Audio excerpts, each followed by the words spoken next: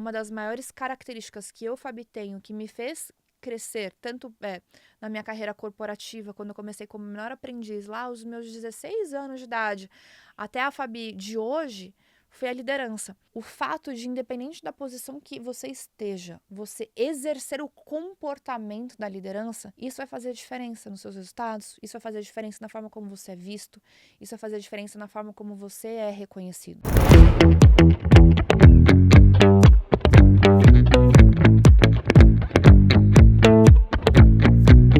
Esse episódio de hoje talvez faça sentido para você que tem a síndrome do cachorro vira-lata. Aquela pessoa que está num lugar, mas está se questionando por que você está neste lugar. Meu Deus, este não é o meu lugar. Eu não mereço estar aqui, eu não posso estar aqui. E por isso que eu quero te falar sobre liderança. As pessoas confundem liderança como cargo, como título, como posse, pessoas que têm mais dinheiro, pessoas que têm mais status, e acreditam que são essas pessoas que podem ser consideradas, serem vistas, serem reconhecidas como líder. E a verdade é que liderança não tem nada a ver com isso, liderança tem a ver com atitude. Pode ser que você seja uma pessoa que talvez ainda não tenha muita relevância, pode ser que ainda você não tenha bons resultados financeiros, pode ser que você ainda não tenha muitas coisas da forma como a gente acredita que um bom líder tenha que ter. Mas se você tiver a atitude de um líder, por consequência, isso vai te pavimentar num caminho de poder ser reconhecido como um tal. Então, várias coisas, gente, que a gente pensa que às vezes a gente espera que as coisas aconteçam para que a gente seja. É o oposto. Primeiro a gente precisa ser para que as coisas aconteçam. E liderança é exatamente isso. Você nunca será promovido a um cargo de liderança se você não agir, você não tiver comportamento de líder desde o começo. E o que é um comportamento de um líder? Primeiro é aquela pessoa que toma iniciativa, não é a pessoa que fica esperando com que as coisas aconteçam. Você puxa a responsabilidade, você puxa as coisas para que as coisas aconteçam, você puxa outras pessoas. É aquela pessoa que não tem vitimismo, é aquela pessoa que não tem mimimi. Ela vai lá e ela faz, ela executa, ela faz a parte dela e ela eventualmente ela pode ajudar outras pessoas, mas também é uma pessoa que tem um viés mais positivo da vida, como enxerga a vida, aquela pessoa que tem um viés mais de vai dar, vamos fazer acontecer, vamos pensar juntos, é aquela pessoa que sabe pensar em conjunto, é aquela pessoa que sabe delegar eventualmente quando precisa. É muito comum mesmo, pessoas que reclamam de cansaço, reclama de, ai, meus funcionários não fazem, ai, reclama que ninguém faz, tudo eu que faço. Mas quando você olha aquela pessoa que na hora que ela precisa confiar para dar a oportunidade do outro executar, ela, não, peraí, é melhor eu fazer, porque se eu faço mais rápido, eu faço mais bem feito. E é aquela pessoa que, pensando até no podcast que a gente falou recentemente sobre produtividade, é aquela pessoa que acaba tendo burnout, que acaba tendo ansiedade. Por quê? Porque não tem a capacidade, não vou nem falar capacidade, tá? É a pessoa que não tem a coragem de delegar, de dar a oportunidade do outro se desenvolver, do outro testar, do outro acontecer. Desde sempre. E eu tenho certeza que se eu pegar uma das maiores características que eu, Fabi, tenho, que me fez crescer, tanto na minha carreira corporativa, quando eu comecei como menor aprendiz, lá aos meus 16 anos de idade, até a Fabi de hoje, foi a liderança. Eu tenho uma memória muito legal de uma entrevista que eu fiz. Era uma entrevista para estágio e a gente estava sentada no chão e fazendo várias atividades. E naquele momento me selecionaram para passar para a entrevista. E depois que eu passei, eu fui efetivada, aquilo era uma dinâmica. Eu perguntei, né, para minha chefe por que tinham me contratado. A gente gostou da forma como você liderou a dinâmica. Então eu tinha, sei lá, naquela época, para aquela empresa, talvez eu tinha 18 anos de idade. Eu tinha 18 anos de idade. Eu não entendia muito do mundo, eu não entendia muito das coisas, eu mal entendia o que eu tava fazendo. Eu sabia que eu tinha que fazer uma entrevista pra passar no emprego, pra fazer coisas que eu não tinha a menor ideia do que eu tinha que fazer. Eu fiz uma dinâmica, acho que era com números. Eu não lembro qual era o teor da dinâmica. Mas a minha postura em fazer a pessoa pensar, fazer a pessoa agir, em tomar a liderança, não, vem aqui, vamos fazer isso, vamos fazer aquilo, fez com que eu passasse numa entrevista e que eu tivesse a oportunidade de ser vista, que eu tivesse a oportunidade de ser reconhecida. Naquele momento, quem eu era? Eu não era ninguém. Eu mal e mal tinha experiência. Nunca tinha trabalhado na área que eu iria trabalhar, que era remuneração e benefícios. Antes eu era mais generalista em RH, trabalhava como menor aprendiz da diretora de recursos humanos, depois eu fui para facilities, mas eu não tinha experiência com remuneração e benefícios. Então, isso é para a gente quebrar o paradigma de achar que a liderança eu preciso ter muito conhecimento, que liderança eu preciso ser o cara. O fato de, independente da posição que você esteja, você exercer o comportamento da liderança, isso vai fazer diferença nos seus resultados, isso vai fazer diferença na forma como você é visto, isso vai fazer diferença na forma como você é reconhecido. Só que umas coisas que as pessoas confundem, uma coisa é comportamento e outra coisa é habilidade. É óbvio que quando você se comporta como um líder, você se coloca na posição de liderança, você acaba desenvolvendo comportamentos. E é por isso que quando a gente pensa em um líder, a gente vê aquelas pessoas talvez grandiosas, que falam em palco e falam grandes coisas, mas é porque aquela pessoa ela se comportou por muito tempo naquela posição e ela acabou desenvolvendo habilidades. Então é que como quando você olha todas as pessoas que têm aquele tipo de comportamento, elas estão naquela posição, acaba tendo uma congruência, uma sinergia de habilidades que um líder precisa ter. Então, não é que na verdade ele precisa ter, ele desenvolveu aquilo pela posição que ele se coloca. Então, por exemplo, uma das grandes habilidades que um líder se desenvolve quando ele se coloca nessa posição, a primeira coisa é a comunicação. Existe uma frase que o Caio me falou uma vez que eu acho ela ótima, que quando uma pessoa não entende o que está sendo dito, a culpa é sempre do comunicador. Então, quando vocês não entendem algo que eu falei, é porque eu não me coloquei de forma apropriada. Eu poderia ter pensado numa forma mais prática, ou mais lúcida, ou uma forma mais, sei lá, diferente de poder explicar a mesma coisa e me fazer ser entendida. Então, quando alguém não entende algo, a culpa não é de quem não entendeu, a culpa é de quem não falou direito. É do comunicador. E é meio complexo a gente pensar dessa forma, porque a gente joga sempre a culpa do outro. A gente acha que o outro deve. Não, mas a pessoa tinha que ter entendido. Ela tinha que ter entendido ou você tinha que ter achado uma forma de se fazer claro. Então, um líder, ele acaba desenvolvendo a habilidade da comunicação. E uma das coisas que eu falo pra vocês, gente, a melhor coisa, a gente sempre precisa pecar pelo excesso da comunicação. É muito melhor você se comunicar em excesso do que você se comunicar pela falta, né? Você pecar pela falta da comunicação. As pessoas elas têm muitas expectativas. Isso é uma coisa que eu falo sempre com o grupo. Fale mais, se comunique mais. Se a pessoa tá com essa expectativa porque a gente não foi claro o suficiente. E as meninas falam: "Não, Fabi, mas a gente falou, tem que falar de novo, tem que falar mais, tem que falar claro". Você entendeu? Está claro? Está alinhado? Faz sentido para você? Você conseguiu compreender o que eu estou falando? Reforçar a comunicação. Porque senão a pessoa ela cria os entendimentos dela. Você dá o espaço para a pessoa criar a narrativa que ela quiser, a história que ela quiser dentro da cabeça dela. E isso gera muito conflito, isso gera confronto. As expectativas mal alinhadas, elas geram frustrações. E aí você vai acabar investindo muito mais tempo para corrigir coisas e melhorar a rota do que você poder investir mais tempo para fazer com que a rota ande mais rápido. O caminho onde você já está, ele produza melhor, ele cresça mais. E aí, pensando além da comunicação, uma habilidade que um bom líder desenvolve é saber motivar pessoas.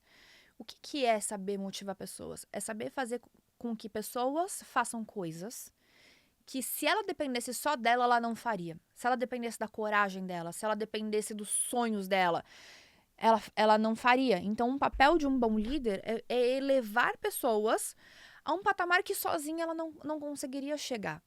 E uma das coisas muito legais é quando você tem a capacidade de saber do porquê que as pessoas fazem o que elas fazem, as pessoas que estão ao seu redor. Você sabe qual que é a motivação delas, do porquê que elas trabalham, do porquê que elas estão com você, do porquê que elas fazem o que elas fazem, qual que é o motivador delas, qual que é o sonho delas. Então, quando você entende isso, fica muito mais simples de você conseguir entender por que aquela pessoa faz aquilo da forma como ela faz. Por que às vezes aquilo ali ela procrastina? Por que aquilo ali parece que quando eu toco naquilo ali ela vai que nem um cometa? Ela vai e faz aquilo a tudo ali. O que é importante para as pessoas?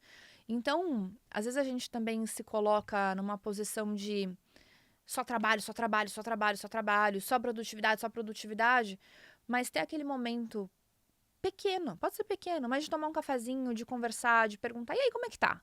Como é que tá? Se interessar pela pessoa. isso vai ajudar com que você consiga direcionar pessoas melhores no caminho delas. E às vezes, se você é uma pessoa que tem outros líderes que estão acima de você, se ele não pergunta, que tal você também utilizar a ferramenta da comunicação para você deixar claro do porquê que você faz o que você faz? Ter estes 5 minutos, sabe, de approach, de mais, um pouco mais de relacionamento, da pessoa saber as maiores motivações. Sabe por quê?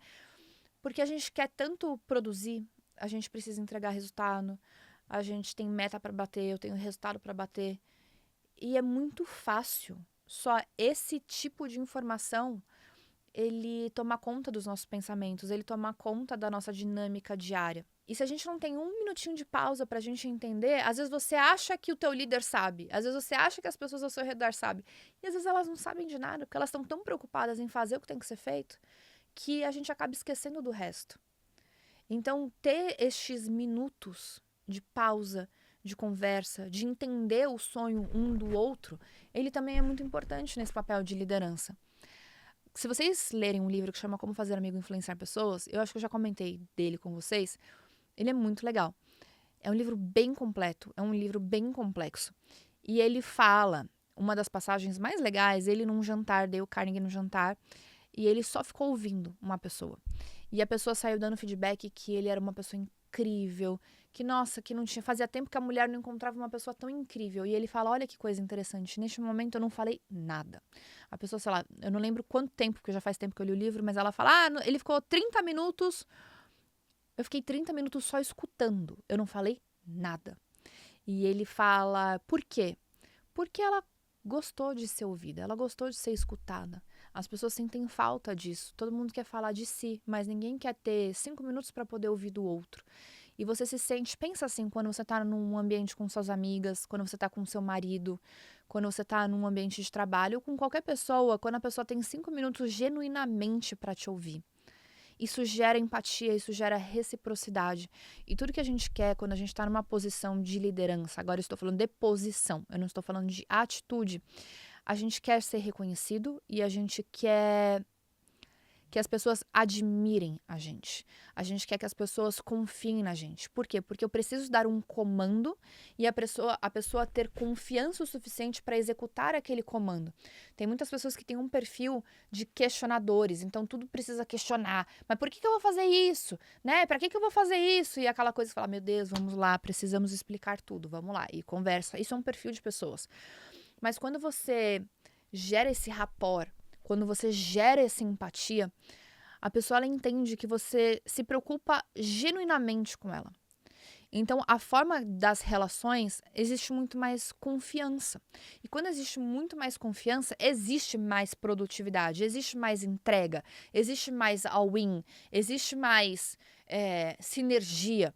Só que existe uma coisa que é muito importante, você saber diferenciar o que é você ter empatia, você saber diferenciar o que é você estar próximo da pessoa, mas próximo não o suficiente para a pessoa confundir o que é a posição do líder e ou o que está ultrapassando por uma posição de amizade. Por exemplo, eu já comentei isso com vocês que aqui dentro do escritório, a gente tem muitas pessoas que trabalham com a gente que são amigos, a gente chega até a ter parente que trabalha com a gente.